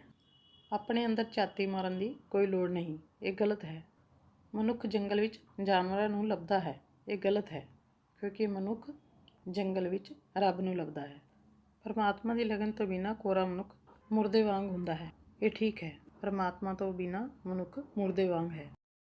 ਫਰੀਦ ਜੀ ਡੈਸ਼ ਵਿੱਚੋਂ ਘੁੰਮਣ ਤੋਂ ਵਰਜਦੇ ਹਨ। ਡੈਸ਼ 'ਚ ਹੈ ਜੰਗਲਾਂ ਵਿੱਚ ਘੁੰਮਣ ਤੋਂ ਵਰਜਦੇ ਹਨ। ਡੈਸ਼ ਰੋਟੀ ਵੇਖ ਕੇ ਜੀ ਨਹੀਂ ਤਰਸਾਉਣਾ ਚਾਹੀਦਾ। ਖਾਲੀ ਥਾਂ 'ਤੇ ਚੋਪੜੀ ਤੋਂ ਭਾਵ ਰੋਟੀ ਉੱਪਰ ਘੀ ਲਗਾਇਆ ਹੋਇਆ। ਡੈਸ਼ ਰੱਬ ਵੱਲੋਂ ਮੰਗਿਆ ਜਾਂਦਾ ਹੈ, ਖਾਲੀ ਥਾਂ 'ਤੇ ਨੈਕਸਟ ਹੈ ਖੋਤਵਾਲ। ਫਰੀਦ ਜੀ ਦੇ ਜਨਮ ਕਰਕੇ ਮਸ਼ਹੂਰ ਹੈ। ਦੁਨੀਆ ਵਿੱਚ ਰਹਿ ਕੇ ਨੇਕ ਕੰਮ ਕਰਨੇ ਚਾਹੀਦੇ ਹਨ। ਹੁਣ ਹੈ ਜੋੜੇ ਬਣਾਓ। ਜੰਗਲ ਰੱਬ, ਸੁਲਤਾਨ ਬਿਰਹਾ, ਰੁੱਖੀ ਸੁੱਖੀ ਚੋਪੜੀ ਰੋਟੀ। ਮਨ ਅਤੇ ਲੱਕੜੀ ਦਾ ਕੋਈ ਮੈਚ ਨਹੀਂ। ਵਿਰੋਧੀ ਸ਼ਬਦ ਅਕਲਮੰਦ ਮੂਰਖ, ਨੀਵਾਂ ਉੱਚਾ, ਪਰਾਇਆ ਆਪਣਾ। ਆਪਣੇ ਵਿੱਚ ਨਾਣਾ ਆਏਗਾ, ਐੜੇ ਨੂੰ ਕੰਨਾ ਪੱਪਾ, ਨਾਣੇ ਨੂੰ ਕੰਨਾ ਆਪਣਾ। ਜਿਉਣਾ ਮਰਨਾ। ਸਮਾਨਾਰਥਕ ਸ਼ਬਦ ਦਾੜੀ ਹੋਈ ਭੂਰ ਦਾ ਮਤਲਬ ਚਿੱਟੀ। ਬਿਰਹਾ ਵਿਛੋੜਾ। ਸੁਲਤਾਨ ਕਿਸੇ ਥਾਂ ਦਾ ਰਾਜਾ। ਗਿਰੇਵਾਨ ਬੁੱਕਲ। ਜੰਗਲ ਰੁੱਖੀ ਸੁੱਖੀ ਅਕਲਮੰਦ। ਲੇਖ ਪਹਿਲਾ ਹੈ ਜੰਗਲ ਵਿੱਚ ਸ਼ੇਰ ਦੇਖ ਕੇ ਹਰੀ ਸਿੰਘ ਡਰ ਗਿਆ। ਦੂਜਾ ਹੈ ਰੁੱਖੀ ਸੁੱਖੀ। ਗਰੀਬੀ ਹੋਣ ਕਾਰਨ ਸ਼ਾਮ ਰੁੱਖੀ ਸੁੱਖੀ ਰੋਟੀ ਖਾ ਕੇ ਸੋ ਜਾਂਦਾ ਹੈ। ਅਕਲਮੰਦ। ਗੀਤਾ ਬਹੁਤ ਅਕਲਮੰਦ ਹੈ ਅਤੇ ਉਹ ਪੇਪਰਾਂ ਵਿੱਚ ਪਹਿਲੇ ਨੰਬਰ 'ਤੇ ਆਉਂਦੀ ਹੈ। ਲੇਖ ਦਾ ਮਤਲਬ ਹੈ ਕਰਮ। ਹਰ ਇਨਸਾਨ ਨੂੰ ਆਪਣੇ ਲੇਖ ਚੰਗੇ ਲਿਖਣੇ ਚਾਹੀਦੇ ਹਨ ਤਾਂ ਕਿ ਪਰਮਾਤਮਾ ਦੇ ਕੋਲ ਜਗ੍ਹਾ ਮਿਲੇ। ਬੱਚੋ, ਇਹ ਸਨ ਫਰੀਦਾ, ਜੇ ਤੂੰ ਅਕਲ ਲਤੀਫ ਦੇ ਪ੍ਰਸ਼ਨ ਉੱਤਰ। ਜੇ ਇਸ ਦੀ ਸਮਰੀ ਚਾਹੁੰਦੇ ਹੋ ਤਾਂ ਕਮੈਂਟ ਬਾਕਸ ਵਿੱਚ ਜ਼ਰੂਰ ਲਿਖੋ ਅਤੇ ਚੈਨਲ ਨੂੰ ਸਬਸਕ੍ਰਾਈਬ ਕਰ ਦੇਵੋ। ਥੈਂਕਸ। ਬੱਚੋ, ਮੇਰੀ ਹਰ ਵੀਡੀਓ ਵਿੱਚ ਆਸਾਨ ਜਿਹੇ ਵਾਕ ਦੱਸੇ ਹੁੰਦੇ ਹਨ ਤਾਂ ਕਿ ਤੁਹਾਡੇ ਵਾਕ ਗਲਤ ਨਾ ਹੋਣ। ਵੈਸੇ ਤੁਸੀਂ ਆਪਣੇ ਵਾਕ ਵੀ ਬਣਾ ਸਕਦੇ ਹੋ। ਕਲਾਸ 9th ਸਾਹਿਤਕ ਕਿਰਨਾਂ ਭਾਗ 1, ਲੈਸਨ ਮਹਾਤਮਾ ਬੁੱਧ ਦੀਆਂ ਸੁਖਮਤਾਈਆਂ, ਜੋ ਕਿ ਗੁਰਨਾਮ ਸਿੰਘ ਧੀਰ ਦਾ ਲਿਖਿਆ ਹੋਇਆ ਹੈ ਅਤੇ ਹੁਣ ਅਸੀਂ ਇਸ ਲੇਖ ਦੇ ਪ੍ਰਸ਼ਨ ਉੱਤਰ ਕਰਾਂਗੇ।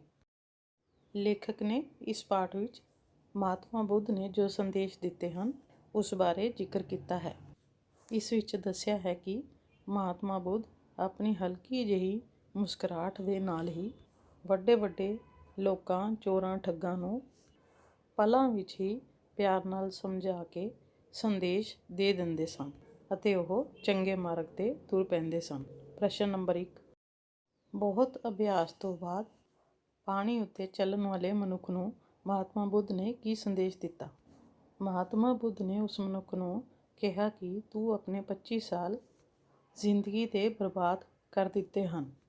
ਜੇ ਤੂੰ ਇੰਨੇ ਅਭਿਆਸ ਅਤੇ ਸਮਾਧੀ ਤੋਂ ਬਾਅਦ ਇੰਨੇ ਲੰਬੇ ਸਮੇਂ ਵਿੱਚ ਜੇ ਪਾਣੀ ਉੱਤੇ ਚੱਲਣਾ ਸਿੱਖ ਵੀ ਲਿਆ ਤਾਂ ਇਹ ਸਿਆਣੀ ਜਾਂ ਵੱਡੀ ਗੱਲ ਨਹੀਂ। ਤੂੰ ਆਪਣੀ ਜ਼ਿੰਦਗੀ ਦਾ ਕੀਮਤੀ ਸਮਾਂ ਬਰਬਾਦ ਕਰ ਦਿੱਤਾ। ਜੇ ਇਸ ਸਮੇਂ ਨੂੰ ਤੂੰ ਪਰਮਾਤਮਾ ਦੀ ਭਗਤੀ ਵੱਲ ਲਾ ਲੈਂਦਾ ਤਾਂ ਉਹ ਤੈਨੂੰ ਮਿਲ ਜਾਂਦਾ, ਅਤੇ ਇਹ ਨਦੀ ਤਾਂ ਤੂੰ ਕੁਝ ਪਲਾਂ ਵਿੱਚ ਕਿਸ਼ਤੀ ਵਾਲੇ ਨੂੰ ਪੈਸੇ ਜਾਂ ਟਕੇ ਦੇ ਕੇ ਪਾਰ ਕਰ ਸਕਦਾ ਸੀ। ਪ੍ਰਸ਼ਨ 2, ਮਹਾਤਮਾ ਬੁੱਧ ਦੇ ਚੇਲੇ ਬੁੱਢਿਆਂ ਨੇ ਉਹਨਾਂ ਦੀ ਪ੍ਰਸ਼ੰਸਾ ਵਿੱਚ ਕੀ ਕਿਹਾ? ਉਹਨਾਂ ਨੇ ਉਹਨਾਂ ਦੀ ਪ੍ਰਸ਼ੰਸਾ ਵਿੱਚ ਕਿਹਾ ਕਿ ਤੁਹਾਡੇ ਵਰਗਾ ਬੁੱਧ ਨਾ ਕੋਈ ਇਸ ਧਰਤੀ 'ਤੇ ਪੈਦਾ ਹੋਇਆ ਹੈ ਅਤੇ ਨਾ ਹੀ ਭਵਿੱਖ ਵਿੱਚ ਹੋਵੇਗਾ। ਪ੍ਰਸ਼ਨ 3, ਮਹਾਤਮਾ ਬੁੱਧ ਨੇ ਆਪਣੇ ਹੋਰ ਗਰੀਬ ਹੋਣ ਦਾ ਕਾਰਨ ਕੀ ਦੱਸਿਆ? ਉੱਤਰ, ਇੱਕ ਵਾਰ ਮਹਾਤਮਾ ਬੁੱਧ ਭੀਖ ਮੰਗਣ ਲਈ ਇੱਕ ਮਨੁੱਖ ਕੋਲ ਗਏ। ਉਸਨੇ ਮਹਾਤਮਾ ਬੁੱਧ ਨੂੰ ਗਾਲਾਂ ਕੱਢੀਆਂ। ਜਵਾਬ ਵਿੱਚ ਮਹਾਤਮਾ ਬੁੱਧ ਨੇ ਕਿਹਾ ਕਿ ਮੈਂ ਤੇਰੀਆਂ ਗਾਲਾਂ ਨੂੰ ਸਵੀਕਾਰ ਨਹੀਂ ਕੀਤਾ, ਪਰ ਮੈਨੂੰ ਅਫਸੋਸ ਹੈ ਕਿ ਮੈਂ ਤੇਰੇ ਵਰਗਾ ਚੰਗਾ ਮਿੱਤਰ ਗਵਾ ਲਿਆ ਹੈ, ਜਿਸ ਕਰਕੇ ਮੈਂ ਹੋਰ ਵੀ ਗਰੀਬ ਹੋ ਗਿਆ ਹਾਂ। ਪ੍ਰਸ਼ਨ ਨੰਬਰ 4, ਕਿਹਨਾਂ ਲੋਕਾਂ ਲਈ ਜ਼ਿੰਦਗੀ ਗੁਜ਼ਾਰਨੀ ਔਖੀ ਹੁੰਦੀ ਹੈ? ਉੱਤਰ, ਜਿਹੜੇ ਲੋਕ ਇਮਾਨਦਾਰੀ, ਨੇਕ ਨੀਅਤ, ਸੱਚੇ ਦਿਲ ਇਨਸਾਨ, ਪਰਮਾਤਮਾ 'ਤੇ ਭਰੋਸਾ ਰੱਖਣ ਵਾਲੇ ਅਤੇ ਕਿਸੇ ਮਨੁੱਖ ਤੋਂ ਗਲਤੀ ਹੋ ਜਾਵੇ ਤਾਂ ਉਸ ਨੂੰ ਵੀ ਮਾਫ਼ ਕਰਨ ਦਾ ਜਜ਼ਬਾ ਰੱਖਦੇ ਹਨ, ਅਜਿਹੇ ਮਨੁੱਖ ਦਾ ਸੰਸਾਰ ਵਿੱਚ ਚੱਲਣਾ ਔਖਾ ਹੁੰਦਾ ਹੈ। ਪ੍ਰਸ਼ਨ 5, ਮੂੰਹ ਵਿੱਚ ਰੱਖੀ ਕੁਹਾੜੀ ਤੋਂ ਸਦਾ ਬਚ ਕੇ ਰਹਿਣਾ ਚਾਹੀਦਾ ਹੈ, ਇਸ ਦਾ ਕੀ ਮਤਲਬ ਹੈ? ਉੱਤਰ, ਮੂੰਹ ਵਿੱਚ ਰੱਖੀ ਕੁਹਾੜੀ ਜੀਭ ਨੂੰ ਕਿਹਾ ਹੈ। ਕਹਿਣ ਤੋਂ ਭਾਵ ਇਹ ਹੈ ਕਿ ਜਦੋਂ ਇਹ ਜੀਭ ਕੌੜੇ ਵਚਨ ਬੋਲਦੀ ਹੈ ਤਾਂ ਇਹ ਆਪਣਾ ਹੀ ਨੁਕਸਾਨ ਕਰ ਲੈਂਦੀ ਹੈ, ਅਤੇ ਜਦੋਂ ਇਹ ਮਿੱਠੇ ਬੋਲ ਬੋਲਦੀ ਹੈ ਤਾਂ ਉਹ ਬੋਲ ਸਭ ਨੂੰ ਚੰਗੇ ਲੱਗਦੇ ਹਨ ਅਤੇ ਉਸ ਦਾ ਆਪਣਾ ਵੀ ਭਲਾ ਹੁੰਦਾ ਹੈ। ਸੰਸਾਰ ਵਿੱਚ ਮਿੱਠੀ ਜ਼ੁਬਾਨ ਬੋਲਣ ਵਾਲੇ ਦਾ ਸਤਿਕਾਰ ਕੀਤਾ ਜਾਂਦਾ ਹੈ, ਇਸ ਲਈ ਸਦਾ ਮਿੱਠਾ ਬੋਲਣਾ ਚਾਹੀਦਾ ਹੈ ਅਤੇ ਸੋਚ ਕੇ ਬੋਲਣਾ ਚਾਹੀਦਾ ਹੈ। ਹੁਣ ਅਸੀਂ ਠੀਕ ਗਲਤ ਕਰਾਂਗੇ। ਮਹਾਤਮਾ ਬੁੱਧ ਦੇ ਮਿੱਤਰ ਬੰਧੂ ਨੇ ਕਿਸੇ ਦੇ ਕੁੱਤਾ ਬਿੱਲੀ ਬਣਨ ਦੀ ਜਾਣਕਾਰੀ ਦਿੱਤੀ, ਇਹ ਠੀਕ ਹੈ? ਪਹਿਲਾ ਠੀਕ, ਦੂਜਾ ਗਲਤ, ਤੀਜਾ ਵੀ ਗਲਤ, ਚੌਥਾ ਠੀਕ ਅਤੇ ਪੰਜਵਾਂ ਗਲਤ ਹੈ। ਮਹਾਤਮਾ ਬੁੱਧ ਨੇ ਮੂੰਹ ਵਿੱਚ ਰੱਖੀ ਕੁਹਾੜੀ ਨੂੰ ਚਲਾਉਣ ਦੀ ਜਾਚ ਸਿਖਾਈ, ਇਸ ਲਈ ਇਹ ਗਲਤ ਹੈ। ਉਹਨਾਂ ਨੇ ਕਿਹਾ ਸੀ ਕਿ ਇਸ ਦਾ ਪ੍ਰਯੋਗ ਸਾਵਧਾਨੀ ਨਾਲ ਕਰੋ। ਖਾਲੀ ਥਾਵਾਂ ਭਰੋ। ਮਹਾਤਮਾ ਬੁੱਧ ਨੇ ਦਕਸ਼ਨਾ ਵਿੱਚ ਮਿਲੀਆਂ ਗਾਲਾਂ ਵਾਪਿਸ ਕਰ ਦਿੱਤੀਆਂ। ਖਾਲੀ ਥਾਂ 'ਤੇ ਗਾਲਾਂ। ਨੰਬਰ 2, ਡੈਸ਼ ਬੰਦੇ ਦੀ ਜ਼ਿੰਦਗੀ ਵਿਅਰਥ ਹੁੰਦੀ ਹੈ। ਖਾਲੀ ਥਾਂ 'ਤੇ ਮੂਰਖ ਬੰਦੇ ਦੀ ਜ਼ਿੰਦਗੀ ਵਿਅਰਥ ਹੁੰਦੀ ਹੈ। ਖਾਲੀ ਥਾਂ 'ਤੇ ਮੂਰਖ। ਤੀਸਰਾ, ਆਪਣੀ ਡੈਸ਼ ਨੂੰ ਜਾਣਨ ਵਾਲਾ ਬੰਦਾ ਸਿਆਣਾ ਹੁੰਦਾ ਹੈ। ਖਾਲੀ ਥਾਂ 'ਤੇ ਅਗਿਆਨਤਾ। ਆਪਣੀ ਅਗਿਆਨਤਾ ਨੂੰ ਜਾਣਨ ਵਾਲਾ ਬੰਦਾ ਸਿਆਣਾ ਹੁੰਦਾ ਹੈ। ਚੌਥਾ ਹੈ, ਜੋ ਬੰਦਾ ਦੇਰ ਤੱਕ ਜਾਗਦਾ ਰਹਿੰਦਾ ਹੈ ਉਸ ਲਈ ਡੈਸ਼ ਬੜੀ ਲੰਬੀ ਹੋ ਜਾਂਦੀ ਹੈ। ਰਾਤ। ਡੈਸ਼ ਵਿੱਚ ਰਾਤ ਬੜੀ ਲੰਬੀ ਹੋ ਜਾਂਦੀ ਹੈ। ਪੰਜਵਾਂ, ਗਲਤ ਢੰਗ ਨਾਲ ਰਾਜ ਤਖਤ 'ਤੇ ਪਹੁੰਚਿਆ ਬੰਦਾ ਡੈਸ਼ ਦਾ ਕਾਰਨ ਬਣਦਾ ਹੈ। ਮੁਸੀਬਤ। ਖਾਲੀ ਥਾਂ 'ਤੇ ਮੁਸੀਬਤ ਦਾ ਕਾਰਨ ਬਣਦਾ ਹੈ। ਨੈਕਸਟ, ਪੇਜ ਨੰਬਰ 69, ਸਮਾਸੀ ਸ਼ਬਦ ਬਣਾਓ। ਸਮਾਸੀ ਦਾ ਮਤਲਬ ਹੈ ਜਿਸ ਵਿੱਚ ਡੈਸ਼ ਪਈ ਹੋਵੇ, ਜੋ ਸਿਮਿਲਰ ਹੋਣ ਜਾਂ ਇੱਕ ਦੂਜੇ ਤੋਂ ਉਲਟ ਹੋਣ। ਸ਼ੁਰੂ, ਡੈਸ਼ ਸ਼ੁਰੂ। ਪੂਰਾ, ਅਧੂਰਾ। ਲੁੱਟ ਖਸੁੱਟ। ਲੁੱਟ ਤੋਂ ਬਾਅਦ ਡੈਸ਼, ਡੈਸ਼ ਖਸੁੱਟ। ਪੂਰਾ ਪੂਰਾ, ਸ਼ੁਰੂ ਸ਼ੁਰੂ, ਲੁੱਟ ਖਸੁੱਟ, ਸੂਝ-ਬੂਝ। ਹੁਣ ਹਨ ਵਿਰੋਧੀ ਸ਼ਬਦ। ਅਥਾਹ, ਸੀਮਤ।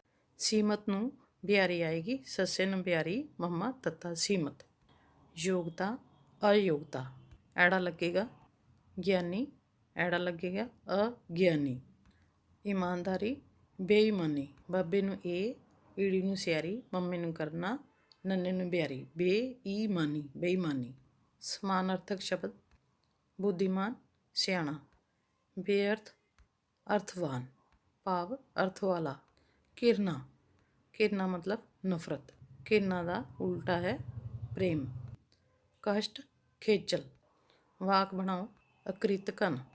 ਲੁੱਟ ਖਸੁੱਟ, ਦਕਸ਼ਨਾ, ਅਗਿਆਨੀ। ਅਕ੍ਰਿਤਕਨ, ਨਮਕ ਨੂੰ ਹਰਾਮ ਕਰਨ ਵਾਲਾ। ਦੂਸਰਾ ਹੈ ਲੁੱਟ ਖਸੁੱਟ। ਚੋਰਾਂ ਨੇ ਪਿੰਡ ਵਿੱਚ ਰਾਤ ਨੂੰ ਲੁੱਟ ਖਸੁੱਟ ਕੀਤੀ। ਦਕਸ਼ਨਾ, ਪੈਸੇ। ਮੰਦਿਰ ਵਿੱਚ ਦਕਸ਼ਨਾ ਚੜ੍ਹਾ ਦਿਓ। ਅਗਿਆਨੀ, ਸ਼ਾਮ ਲਾਲ ਇੰਨੀ ਪੜ੍ਹਾਈ ਕਰਕੇ ਵੀ ਅਗਿਆਨੀ ਦਾ ਅਗਿਆਨੀ ਹੀ ਹੈ। ਕਲਾਸ 9, ਸਾਹਿਤਕ ਰੰਗ ਭਾਗ 1, ਲੈਸਨ ਸਤੀਆਂ ਸਈ, ਜੋ ਕਿ ਡਾਕਟਰ ਦਲੀਪ ਕੌਰ ਟਿਵਾਣਾ ਦਾ ਲਿਖਿਆ ਹੋਇਆ ਹੈ, ਦੇ ਪ੍ਰਸ਼ਨ ਉੱਤਰ ਕਰਾਂਗੇ। ਲੈਸਨ ਸਤੀਆਂ ਸਈ ਦੇ ਪ੍ਰਸ਼ਨ ਉੱਤਰ ਕਰਨ ਤੋਂ ਪਹਿਲਾਂ ਮੇਰੇ ਇਸ ਚੈਨਲ ਨੂੰ ਲਾਈਕ, ਸਬਸਕ੍ਰਾਈਬ ਅਤੇ ਸ਼ੇਅਰ ਜ਼ਰੂਰ ਕਰ ਦੇਵੋ। ਬੱਚੋ, ਪ੍ਰਸ਼ਨ ਉੱਤਰ ਕਰਨ ਤੋਂ ਪਹਿਲਾਂ ਸਤੀਆਂ ਸਈ ਦਾ ਅਰਥ ਸਮਝਣਾ ਬਹੁਤ ਜ਼ਰੂਰੀ ਹੈ। ਸਤੀਆਂ ਦਾ ਮਤਲਬ ਸਤੀ ਹੋ ਜਾਣਾ, ਭਾਵ ਪਤੀ ਦੇ ਮਰਨ ਤੋਂ ਬਾਅਦ ਜਲ ਜਾਣਾ ਅਤੇ ਨਾਲ ਹੀ ਸਤੀ ਹੋ ਜਾਣਾ। ਪਹਿਲੇ ਸਮੇਂ ਦੇ ਵਿੱਚ ਪਤੀ ਦੀ ਮੌਤ ਹੋਣ ਜਾਣ 'ਤੇ ਇਸਤਰੀ ਨੂੰ ਨਾਲ ਹੀ ਜਲਾ ਦਿੱਤਾ ਜਾਂਦਾ ਸੀ ਅਤੇ ਉਸ ਨੂੰ ਸਤੀ ਕਹਿ ਦਿੱਤਾ ਜਾਂਦਾ ਸੀ ਅਤੇ ਇਸ ਨੂੰ ਸਤੀ ਪ੍ਰਥਾ ਦੇ ਨਾਮ 'ਤੇ ਵੀ ਜਾਣਿਆ ਗਿਆ, ਪਰੰਤੂ ਆਪਣੇ ਗੁਰੂਆਂ ਨੇ ਸਤੀ ਪ੍ਰਥਾ ਦਾ ਵਿਰੋਧ ਕੀਤਾ। ਹੁਣ ਅਸੀਂ ਇਸ ਦੇ ਪ੍ਰਸ਼ਨ ਉੱਤਰ ਕਰਾਂਗੇ।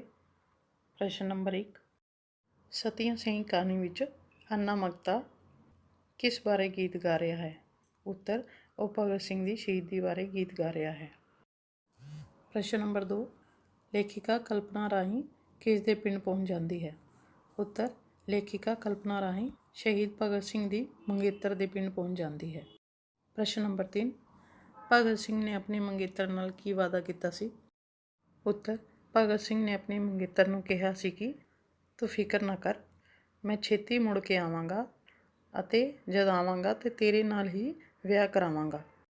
ਪ੍ਰਸ਼ਨ 4, ਗੁਰਬਾਣੀ ਅਨੁਸਾਰ ਸਤੀਆਂ ਇਸਤਰੀਆਂ ਕਿਹੜੀਆਂ ਹੁੰਦੀਆਂ ਹਨ? ਉੱਤਰ, ਗੁਰਬਾਣੀ ਅਨੁਸਾਰ ਸਤੀਆਂ ਇਸਤਰੀਆਂ ਉਹ ਹੁੰਦੀਆਂ ਹਨ ਜੋ ਆਪਣੇ ਪਤੀ ਦੀ ਚਿਤਾ ਨਾਲ ਨਹੀਂ ਸੜਦੀਆਂ ਅਤੇ ਉਹਨਾਂ ਦੀ ਯਾਦ ਵਿੱਚ ਸੱਚਾ ਸੁੱਚਾ ਜੀਵਨ ਬਤੀਤ ਕਰਦੀਆਂ ਹਨ। ਪ੍ਰਸ਼ਨ 5, ਕਿ ਸਮੇਂ ਦੀਆਂ ਸਰਕਾਰਾਂ ਨੇ ਉਸ ਮਹਾਨ ਰੁੱਤ ਬਾਰੇ ਸੋਚਿਆ? ਉੱਤਰ, ਨਹੀਂ, ਸਮੇਂ ਦੀਆਂ ਸਰਕਾਰਾਂ ਨੇ ਉਸ ਮਹਾਨ ਤਿਆਗੀ ਔਰਤ ਬਾਰੇ ਬਿਲਕੁਲ ਨਹੀਂ ਸੋਚਿਆ ਅਤੇ ਉਸ ਦਾ ਨਾਮ ਤੱਕ ਕਿਸੇ ਕਿਤਾਬ ਵਿੱਚ ਨਹੀਂ ਮਿਲਦਾ। ਵਚਨ ਬਦਲੋ ਕਰਾਂਗੇ। ਬਾਰੀ ਬਾਰੀਆਂ, ਐੜੇ ਨੂੰ ਕੰਨਾ ਉੱਪਰ ਬਿੰਦੀ ਆਂ, ਗੱਡੀ ਗੱਡੀਆਂ, ਫਸਲ ਫਸਲਾਂ, ਲੱਲੇ ਨੂੰ ਕੰਨਾ ਉੱਪਰ ਬਿੰਦੀ, ਸਿਹਰਾ ਸਿਹਰੇ, ਕੰਨਾ ਹਟਾ ਕੇ ਲਾਮ ਲੱਗ ਜਾਵੇਗੀ। ਕਤਾਰ ਕਤਾਰਾਂ, ਐੜੇ ਨੂੰ ਕੰਨਾ ਉੱਪਰ ਬਿੰਦੀ, ਦਰਖਤ ਦਰਖਤਾਂ, ਸਟੇਸ਼ਨ ਸਟੇਸ਼ਨਾਂ, ਅੰਬਰ ਅੰਬਰਾਂ, ਡੱਬਾ ਡੱਬੇ, ਬੈਬੇ ਉੱਪਰ ਲਾਮ। ਹੁਣ ਹੈ ਕਿਰਿਆ ਵਿਸ਼ੇਸ਼ਣ ਚੁਣੋ। ਜ਼ਰੂਰ, ਜ਼ਰੂਰ ਹੁੰਦਾ ਹੈ ਕੰਮ ਨੂੰ ਪੱਕਾ ਕਰਨਾ। ਜ਼ਰੂਰ ਨੂੰ ਅੰਡਰਲਾਈਨ ਕਰੋ ਤਾਂ ਕਿ ਇਹਦੀ ਕਿਰਿਆ ਵਿਸ਼ੇਸ਼ਣ ਹੈ। ਭਗਤ ਸਿੰਘ ਦੀ ਯਾਦ ਮੰਗੇਤਰ ਨੂੰ ਵਾਰ-ਵਾਰ, ਇਸ ਨੂੰ ਪ੍ਰਕਾਰਵਾਚਕ ਕਹਾਂਗੇ। ਜ਼ੋਰ ਜ਼ੋਰ ਦੀ ਹੱਸਦਾ, ਵਾਰ-ਵਾਰ ਰੋਂਦਾ, ਇਸ ਨੂੰ ਪ੍ਰਕਾਰਵਾਚਕ ਕਿਹਾ ਜਾਂਦਾ ਹੈ। ਮੰਗੇਤਰ ਨੂੰ ਮਿਹਨਤ ਕਰਨੀ ਪਈ ਕਿਉਂਕਿ ਉਸ ਦਾ ਪਤੀ ਨਹੀਂ ਸੀ ਆਇਆ, ਇਹ ਨਿਰਣੈਵਾਚਕ ਕਿਰਿਆ ਵਿਸ਼ੇਸ਼ਣ ਹੈ। ਮਿਹਨਤ ਕਰਨੀ ਪਈ ਕਿਉਂਕਿ, ਕਿਉਂਕਿ ਮਤਲਬ ਇਸ 'ਚ ਡਿਸੀਜ਼ਨ ਲਿੱਤਾ ਗਿਆ ਹੈ, ਇਸ ਲਈ ਇਹ ਨਿਰਣੈਵਾਚਕ ਹੈ। ਜਿਸ ਵਿੱਚ ਵੀ ਡਿਸੀਜ਼ਨ ਲਿੱਤਾ ਜਾਵੇ ਉਹ ਨਿਰਣੈਵਾਚਕ ਕਿਰਿਆ ਵਿਸ਼ੇਸ਼ਣ ਹੋਵੇਗਾ। ਅੰਨਾ ਹੌਲੀ ਹੌਲੀ ਗਾਉਂਦਾ ਹੈ, ਹੌਲੀ ਹੌਲੀ, ਇਹ ਪ੍ਰਕਾਰਵਾਚਕ ਕਿਰਿਆ ਵਿਸ਼ੇਸ਼ਣ ਹੈ। ਹੌਲੀ ਹੌਲੀ, ਜ਼ੋਰ ਜ਼ੋਰ, ਜਿਵੇਂ ਕਿ ਆਪਾਂ ਪਹਿਲੇ ਵੀ ਕੀਤਾ ਹੈ, ਇਹ ਪ੍ਰਕਾਰਵਾਚਕ ਕਿਰਿਆ ਵਿਸ਼ੇਸ਼ਣ ਦੀ ਕਿਸਮ ਹੋਏਗੀ। ਉਹ ਝਿਜਕਦੀ ਝਿਜਕਦੀ, ਜਿਵੇਂ ਕਿ ਉੱਪਰ ਵੀ ਦੱਸਿਆ ਗਿਆ ਹੈ, ਹੌਲੀ ਹੌਲੀ, ਜ਼ੋਰ ਜ਼ੋਰ, ਝਿਜਕਦੀ ਝਿਜਕਦੀ ਵੀ ਪ੍ਰਕਾਰਵਾਚਕ ਕਿਰਿਆ ਵਿਸ਼ੇਸ਼ਣ ਹੈ। ਉੱਥੇ ਆ ਗਈ ਸਥਾਨਵਾਚਕ ਕਿਰਿਆ ਵਿਸ਼ੇਸ਼ਣ ਹੈ, ਉੱਥੇ ਅੰਡਰਲਾਈਨ। ਨੈਕਸਟ ਹੈ ਕਾਲ ਦੀਆਂ ਕਿਸਮਾਂ ਪਛਾਣੋ। ਬੱਚੋ, ਕਾਲ ਦੀਆਂ ਕਿਸਮਾਂ ਦੇਖਣ ਲਈ ਤੁਸੀਂ ਮੇਰੀ ਵੀਡੀਓ ਦੇਖ ਲੈਣਾ। ਕਾਲ ਦੀਆਂ 3 ਕਿਸਮਾਂ ਹੁੰਦੀਆਂ ਹਨ, ਭੂਤਕਾਲ, ਵਰਤਮਾਨ ਕਾਲ ਅਤੇ ਭਵਿੱਖ ਕਾਲ। ਕਾਲ ਕਿਸ ਨੂੰ ਆਖਦੇ ਹਨ ਅਤੇ ਇਹ ਕਿੰਨੀ ਪ੍ਰਕਾਰ ਦੇ ਹੁੰਦੇ ਹਨ, ਇਸ ਨੂੰ ਚੰਗੀ ਤਰ੍ਹਾਂ ਦੇਖਣ ਲਈ ਮੇਰੀ ਵੀਡੀਓ ਜ਼ਰੂਰ ਦੇਖ ਲੈਣਾ। ਉਹ ਬੜਾ ਸੋਹਣਾ ਸੀ, ਮੰਗੇਤਰ ਨੇ ਕੋਠਾ ਲਿਪ ਲਿਆ ਸੀ। ਕਾਲ ਸਮੇਂ ਨੂੰ ਆਖਿਆ ਗਿਆ ਹੈ ਅਤੇ ਬੱਚੋ ਜਿਸ ਵਿੱਚ ਅਸੀਂ ਸੀ ਵਰਡ ਯੂਜ਼ ਕਰ ਰਿਹਾ ਹੈ ਉਸ ਦਾ ਮਤਲਬ ਬੀਤ ਗਿਆ, ਮਤਲਬ ਕਿ ਸੋਹਣਾ ਸੀ, ਲਿਪ ਲਿਆ ਸੀ, ਇਹ ਕੰਮ ਹੋ ਚੁੱਕਾ ਹੈ, ਇਸ ਲਈ ਇਸ ਨੂੰ ਅਸੀਂ ਭੂਤਕਾਲ ਆਖਾਂਗੇ। ਭਗਤ ਸਿੰਘ ਆ ਰਿਹਾ ਹੈ, ਜਿਸ ਵਿੱਚ ਰਿਹਾ ਹੈ, ਖਾ ਰਿਹਾ ਹੈ, ਪੀ ਰਿਹਾ ਹੈ, ਕੰਮ ਕਰ ਰਿਹਾ ਹੈ, ਭਾਵ ਜਿਸ ਵਿੱਚ ਵੀ ਅਸੀਂ ਕੰਮ ਕਰ ਰਹੇ ਹਾਂ ਉਹ ਵਰਤਮਾਨ ਕਾਲ ਹੋਵੇਗਾ। ਭਗਤ ਸਿੰਘ ਆ ਰਿਹਾ ਹੈ, ਇਹ ਵੀ ਵਰਤਮਾਨ ਕਾਲ ਹੈ। ਲੇਖਿਕਾ ਕਲਪਨਾ ਕਰ ਰਹੀ ਹੈ, ਇਹ ਵਰਤਮਾਨ ਕਾਲ ਹੈ। ਅਸੀਂ ਉਸ ਨੂੰ ਭੁੱਲੇ ਨਹੀਂ, ਸਾਨੂੰ ਅਜੇ ਵੀ ਯਾਦ ਹੈ। ਇਹ ਵੀ ਵਰਤਮਾਨ ਕਾਲ ਹੋਵੇਗਾ। ਨੈਕਸਟ, ਅਖਾਣ ਵਰਤ ਕੇ ਵਾਕਾਂ ਵਿੱਚ ਵਰਤੋ। ਆਪ ਕਾਜ, ਮਹਾਕਾਜ। ਵਾਕ ਵਿੱਚ ਇਹ ਦੱਸ ਸਕਦੇ ਹਾਂ ਕਿ ਆਪਣਾ ਕਾਜ ਆਪਣੇ ਹੱਥ ਨਾਲ ਕਰਨ ਨਾਲ ਸਫਲਤਾ ਹਾਸਲ ਹੁੰਦੀ ਹੈ। ਆਪ ਕਾਜ, ਮਹਾਕਾਜ। ਔਖਲੀ ਵਿੱਚ ਸਿਰ ਦੇਣਾ ਤਾਂ ਮੋਰਿਆਂ ਤੋਂ ਕੀ ਡਰ, ਭਾਵ ਡੰਡਿਆਂ ਤੋਂ ਜਾਂ ਕਿਸੇ ਵੱਡੇ ਕੰਮ ਤੋਂ, ਭਾਰੀ ਕੰਮ ਤੋਂ ਕੀ ਡਰਨਾ। ਵਾਕ ਇਸ ਤਰ੍ਹਾਂ ਹੋਵੇਗਾ ਕਿ ਜਦ ਅਸੀਂ ਕਿਸੇ ਵੱਡੇ ਕੰਮ ਦੀ ਜ਼ਿੰਮੇਵਾਰੀ ਲੈ ਹੀ ਲਈ, ਫਿਰ ਉਸ ਦੇ ਰਿਜ਼ਲਟ ਤੋਂ ਘਬਰਾਉਣਾ ਨਹੀਂ ਚਾਹੀਦਾ। ਇਸ ਭੂਗੋਲ ਕੁਛ ਨਾ ਫੋਲ। ਅਰਥ ਹੈ ਭੇਦ ਨੂੰ ਛੁਪਿਆ ਰਹਿਣ ਦੇਣਾ। ਵਾਕ ਹਰ ਗੱਲ ਦੱਸਣੀ ਦੋਸਤ ਨੂੰ ਜ਼ਰੂਰੀ ਨਹੀਂ ਹੁੰਦੀ, ਕੁਝ ਭੇਦ ਵੀ ਰੱਖਣਾ ਚਾਹੀਦਾ ਹੈ। 100 ਸੁਨਾਰ ਦੀ ਇੱਕ ਲੁਹਾਰ ਦੀ। ਬਾਰ-ਬਾਰ ਵਾਰ ਕਰਨਾ ਪਰ ਦੂਜੇ ਵੱਲੋਂ ਇੱਕ ਹੀ ਵਾਰ ਹੋਣਾ। ਵਾਕ ਕਿਸੇ ਚੀਜ਼ ਨੂੰ ਤੋੜਨ ਵਾਸਤੇ ਵਾਰ-ਵਾਰ ਵਾਰ ਕੀਤਾ ਜਾਂਦਾ ਹੈ, ਪਰ ਦੂਸਰਾ ਆਦਮੀ ਉਸ ਨੂੰ ਇੱਕ ਹੀ ਵਾਰ ਵਿੱਚ ਤੋੜ ਦਿੰਦਾ ਹੈ। ਇਸ ਨੂੰ ਕਿਹਾ ਜਾਂਦਾ ਹੈ 100 ਸੁਨਾਰ ਦੀ ਇੱਕ ਲੁਹਾਰ ਦੀ। ਹੰਕਾਰਿਆ ਸੋ ਮਾਰਿਆ। ਜਦੋਂ ਇਹ ਦੱਸਣਾ ਹੁੰਦਾ ਹੈ ਕਿ ਹੰਕਾਰ ਦਾ ਫਲ ਬੁਰਾ ਹੀ ਹੁੰਦਾ ਹੈ, ਇਸ ਨੂੰ ਆਖਿਆ ਜਾਂਦਾ ਹੈ ਕਿ ਹੰਕਾਰਿਆ ਸੋ ਮਾਰਿਆ। ਰਾਜਾ ਹੰਕਾਰ ਕਰਦਾ ਹੈ, ਪਰੰਤੂ ਨਰਸਿੰਘ ਤੋਂ ਉਹ ਮਾਰਿਆ ਹੀ ਜਾਂਦਾ ਹੈ। ਭਾਵ ਇਹੀ ਹੋਇਆ ਕਿ ਜੋ ਹੰਕਾਰ ਕਰਦਾ ਹੈ ਉਸ ਦਾ ਅੰਤ ਵਿੱਚ ਬੁਰਾ ਹੀ ਹੁੰਦਾ ਹੈ, ਉਹ ਮਾਰਿਆ ਜਾਂਦਾ ਹੈ। ਨੈਕਸਟ ਹੈ ਬਹੁਅਰਥਕ ਸ਼ਬਦ। ਬੱਚੋ, ਬਹੁਅਰਥਕ ਸ਼ਬਦ ਅਸੀਂ ਪਹਿਲੇ ਵੀ ਕੀਤੇ ਹਨ। ਬਹੁਅਰਥਕ ਦਾ ਮਤਲਬ ਹੈ ਇੱਕ ਹੀ ਸ਼ਬਦ ਦੇ ਕਈ ਅਰਥ ਬਣ ਜਾਣੇ। ਨੰਬਰ 1, ਮੰਗ, ਮੰਗਣਾ। ਉਸਨੇ ਕਿਤਾਬ ਮੰਗ ਲਈ। ਮੰਗ, ਰਿਸ਼ਤਾ। ਮਾਂ ਨੇ ਆਪਣੇ ਪੁੱਤਰ ਲਈ ਬੇਟੀ ਮੰਗ ਲਈ, ਭਾਵ ਰਿਸ਼ਤਾ ਕਰ ਦਿੱਤਾ। ਨੰਬਰ 2, ਝੱਲੇ। ਝੱਲੇ ਦਾ ਅਰਥ ਹੈ ਪਾਗਲ, ਦੀਵਾਨਾ ਜਾਂ ਸ਼ਦਾਈ। ਦੂਜੇ ਨੰਬਰ 'ਤੇ ਝੱਲੋ, ਪੱਖਾ ਝੱਲੋ। ਬੱਤੀ ਚਲੀ ਗਈ, ਉਸ ਨੂੰ ਪੱਖਾ ਝੱਲੋ। ਇਸੇ ਤਰ੍ਹਾਂ ਝੱਲਾ ਪਾਗਲ ਦਾ ਬਣ ਜਾਵੇਗਾ। ਜ਼ਿਆਦਾ ਪੈਸਾ ਦੇਖ ਕੇ ਗਰੀਬ ਕਿਸਾਨ ਝੱਲਾ, ਪਾਗਲ, ਸ਼ਦਾਈ ਹੋ ਗਿਆ। ਨੰਬਰ 3, ਲਾਵਾਂ। ਇੱਕ ਲਾਵਾਂ ਹੁੰਦਾ ਹੈ ਫੇਰੇ, ਜਿਹੜੇ ਕਿ ਵਿਆਹ ਵਿੱਚ ਫੇਰੇ ਹੁੰਦੇ ਹਨ। ਦੂਸਰਾ ਲਾਵਾਂ ਲਗਾਵਾਂ, ਜਿਵੇਂ ਕਿ ਮਰੀਜ਼ ਨੂੰ ਮੱਲਮ ਲਗਾਵਾਂ ਜਾਂ ਮੈਂ ਪੇੜ ਲਗਾਵਾਂ। ਅਗਲਾ ਹੈ ਵਾਰ। ਇੱਕ ਵਾਰ ਹੁੰਦਾ ਹੈ ਦਿਨ, ਅੱਜ ਮੰਗਲਵਾਰ ਹੈ। ਦੂਸਰਾ ਵਾਰ ਹਮਲਾ ਕਰਨਾ, ਚੋਰ ਨੇ ਮਾਲਕ 'ਤੇ ਵਾਰ ਕਰ ਦਿੱਤਾ, ਹਮਲਾ ਕਰ ਦਿੱਤਾ। ਵਾਰ, ਹਮਲਾ ਅਤੇ ਵਾਰ, ਦਿਨ। ਡੰਗ। ਇੱਕ ਡੰਗ ਹੁੰਦਾ ਹੈ ਮਾਰ ਦਿੱਤਾ, ਜਿਵੇਂ ਕਿ ਸੱਪ ਨੇ ਡੰਗ ਮਾਰ ਦਿੱਤਾ। ਦੂਸਰਾ ਡੰਗ ਹੈ ਟਪਾਉਣਾ, ਭਾਵ ਸਮਾਂ ਟਪਾਉਣਾ। ਇਸ ਮਹਿੰਗਾਈ ਦੇ ਸਮੇਂ ਵਿੱਚ ਗਰੀਬ ਇੱਕ ਸਮੇਂ ਵਿੱਚ ਖਾਣਾ ਖਾ ਕੇ ਆਪਣਾ ਡੰਗ ਟਪਾ ਰਹੇ ਹਨ। ਜਾਂ ਇਹ ਦਵਾਈ 3 ਡੰਗ ਖਾਣੀ ਹੈ, ਭਾਵ 3 ਸਮੇਂ ਖਾਣੀ ਹੈ। ਡੰਗ, ਸੱਪ ਦਾ ਡੰਗ। ਦੂਸਰਾ ਖਾਣੇ ਦਾ, ਖੁਰਾਕ ਦਾ ਡੰਗ ਹੈ।